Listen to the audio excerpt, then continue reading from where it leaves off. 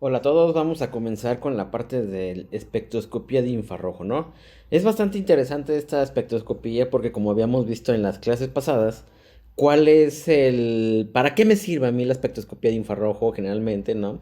Una de ellas es pues, para identificar grupos funcionales, que es prácticamente lo que me voy a pasar en estas clases, ¿no? Detectar grupos funcionales, que sí, tiene una que otra utilidad, ¿no? También para la manera cualitativa, también detectar cualitativamente ciertos compuestos, ¿no?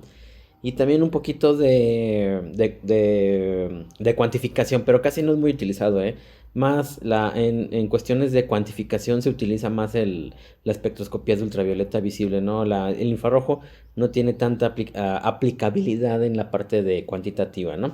Entonces, pues recordando, ¿no? Lo que estuvimos viendo, como les comentaba, ¿no?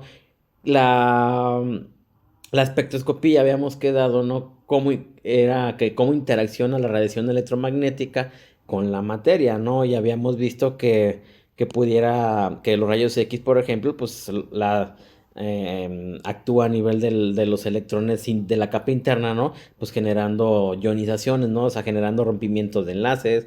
En el ultravioleta visible, que es lo que vimos, ¿no? Lo que son transiciones electrónicas, ¿no? Ahí podemos ver la naturaleza del enlace, ¿no? Ya vimos las transiciones electrónicas, que generalmente son cinco las más utilizadas, ¿no? En el ultravioleta visible, ¿no? Las sigma sigma, las pp, n sigma, np, etcétera, ¿no? El microondas, ¿no? Pues habíamos visto qué es lo que hace el microondas a la materia, pues simplemente tiene transiciones rotacionales, simplemente va a rotar, ya vimos esto, y lo que vamos a ver al final de este semestre, pues como las ondas de la radiofrecuencia, ¿no? Pues vamos a ver cómo interacciona a nivel de spin nuclear, ¿no? Que es lo que vamos a ver sobre la resonancia magnética nuclear, ¿no? Entonces acuérdense, rayos X, rayos gamma, ¿no? Son ionizantes, ¿no? Porque pues prácticamente llega el fotón hasta el núcleo, ¿no? Y disocia, ¿no? Se avienta, se manda la fregada a un protón, a un neutrón, etcétera, y pues genera ahí todo su desmadre, ¿no? Entonces, lo que nos vamos a enfocar es ahora en el espectro de infrarrojo, ¿no? Lo que hace es, o sea, genera vibraciones moleculares a la materia, ¿no? O sea, ¿cómo interacciona con la materia?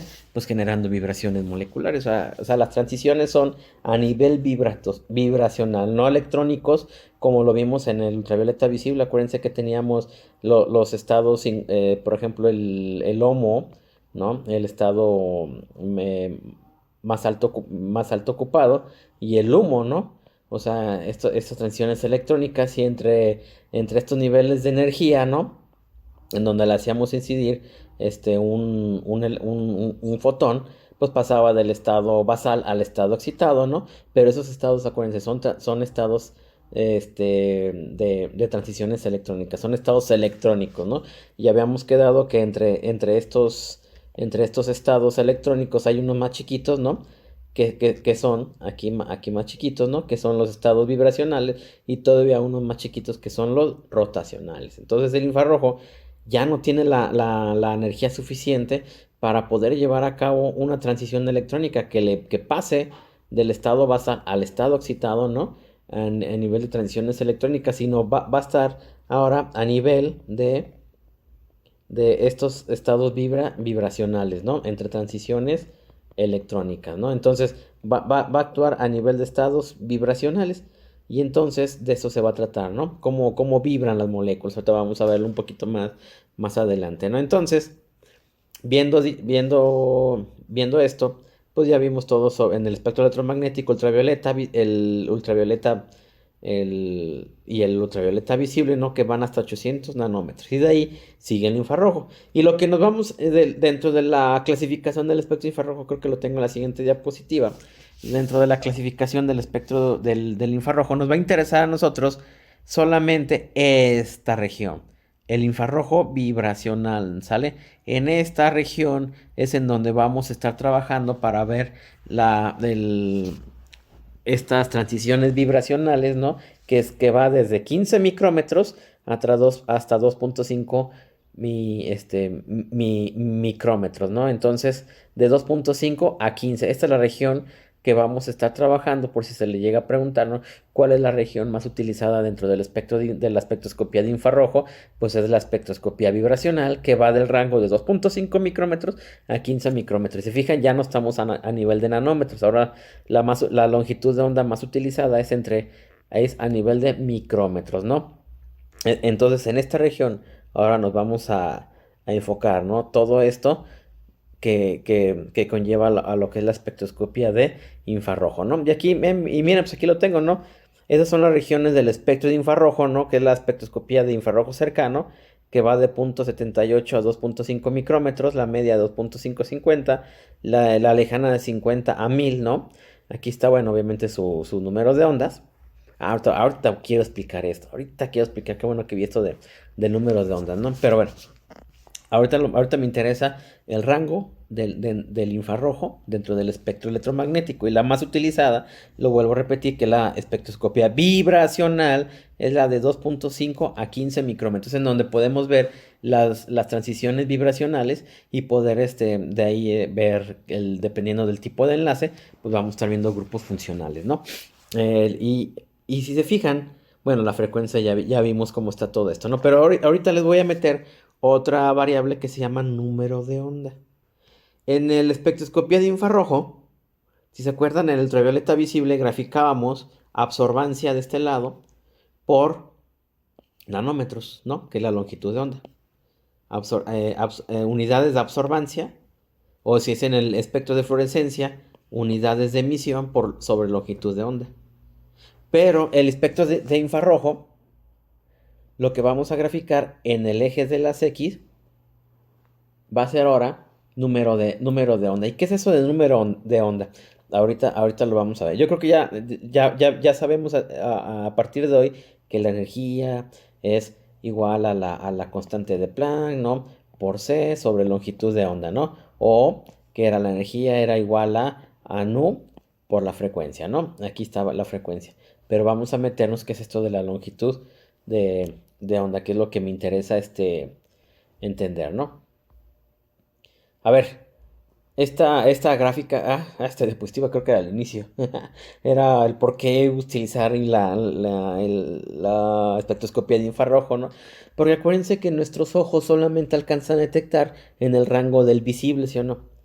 Pero no podemos detectar en el rango de infrarrojo. Y si tuviéramos, nuestro cerebro fuera capaz de detectar esa radiación de infrarrojo, pues veríamos solamente gente, por ejemplo, la gente así, de manera que está emitiendo, creo que ustedes lo han visto, ¿no? En las películas, cuando en la noche se ponen sus gogles de infrarrojo, sobre todo en las películas estas de acción, ¿no? Y se ve nada más así como ve como que si estuviera uno floreciendo, ¿no? De una manera, pero no, lo que está detectando esos lentes de infrarrojo es el calor. Acuérdense que nosotros, los seres humanos, somos máquinas de calor, estamos emitiendo continuamente calor, ¿no? La Tierra emite continuamente calor y pues el espectro de infrarrojo es para ver zonas calientes, ¿no? Por ejemplo, que es un poquito más, eso de caliente y frío, pues un poquito más un poquito más abstracto. Ahorita no me quiero meter a esto, ¿no? Pero ustedes me entiendan, ¿no? O sea, el espectro la espectroscopía de infrarroja, ¿no? A nivel un poquito a nivel en el espacio, pues pueden ver, detectar, mira, aquí hay unas zonas calientes, unas zonas frías, ¿no? O por ejemplo, cuando fue lo del COVID, ¿no? El famoso termómetro de infrarrojo, ¿no?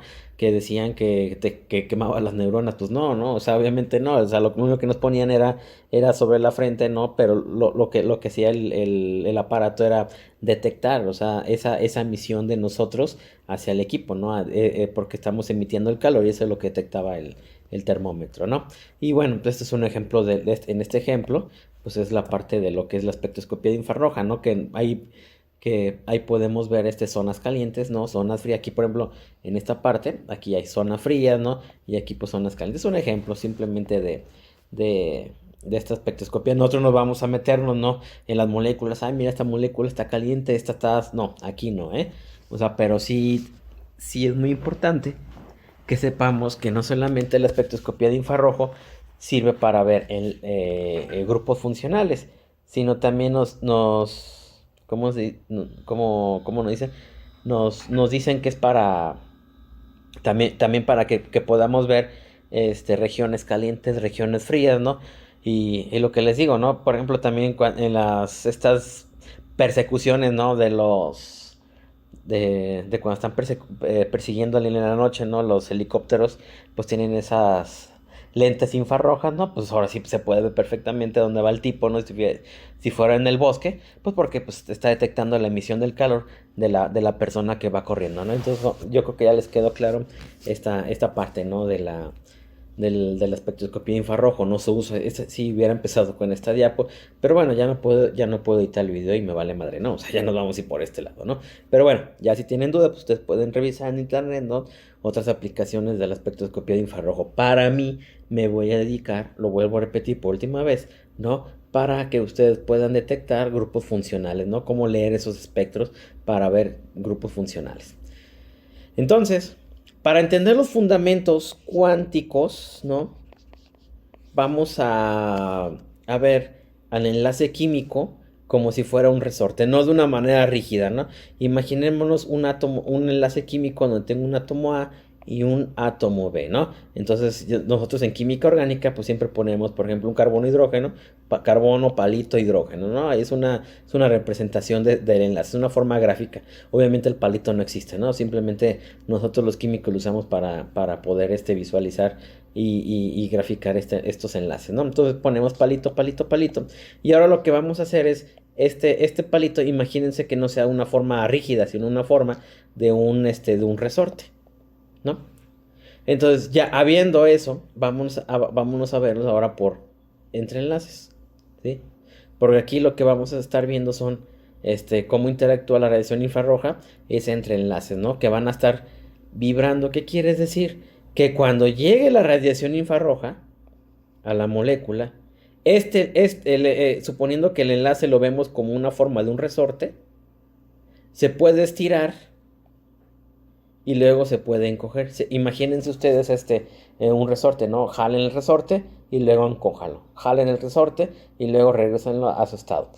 Así es como funciona el infrarrojo de una manera más simple, viendo de entrada al enlace químico, al palito que estoy poniendo aquí, en forma ya no rígido, sino un resorte, ¿no? Y cuando yo le hago incidir radiación infrarroja, lo que hace el enlace se estira y después se encoge, se estira y se encoge, ¿no?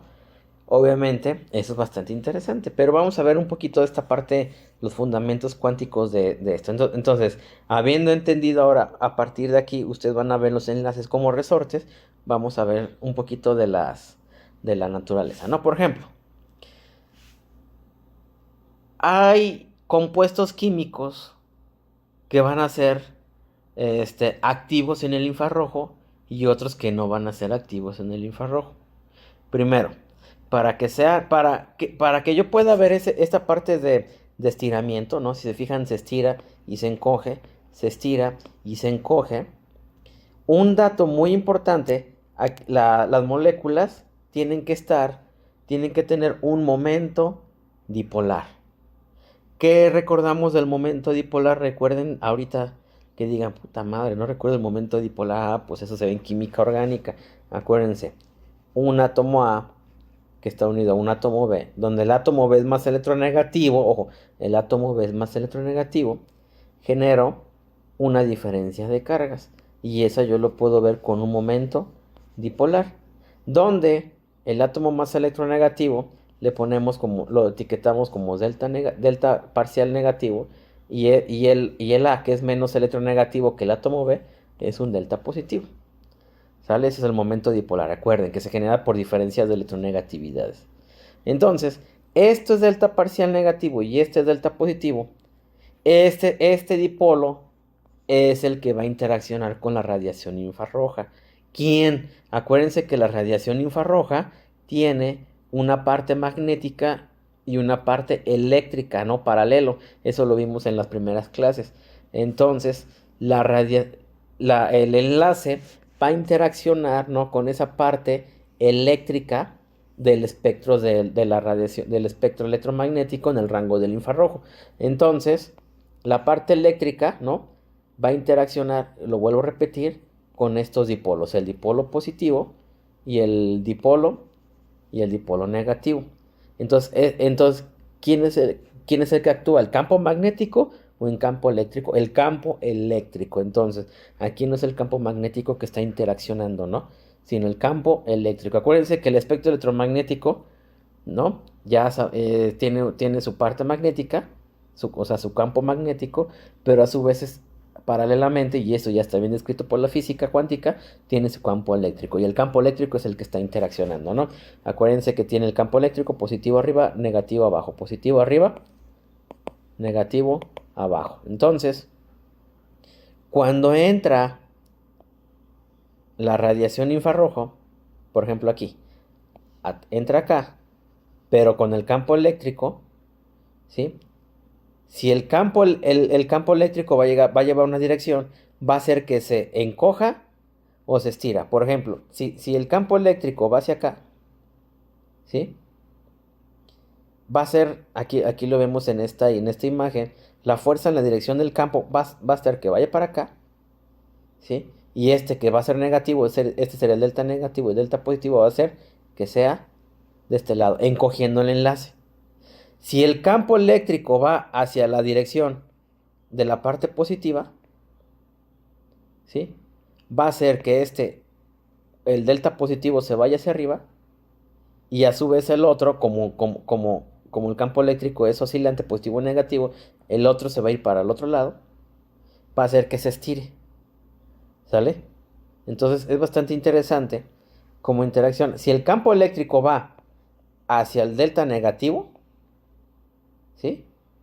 Acuérdense que en donde va el delta negativo, va a estar opuesto al campo eléctrico. Por eso, este va para arriba y si el campo eléctrico va para este lado, es opuesto. Entonces, siempre el positivo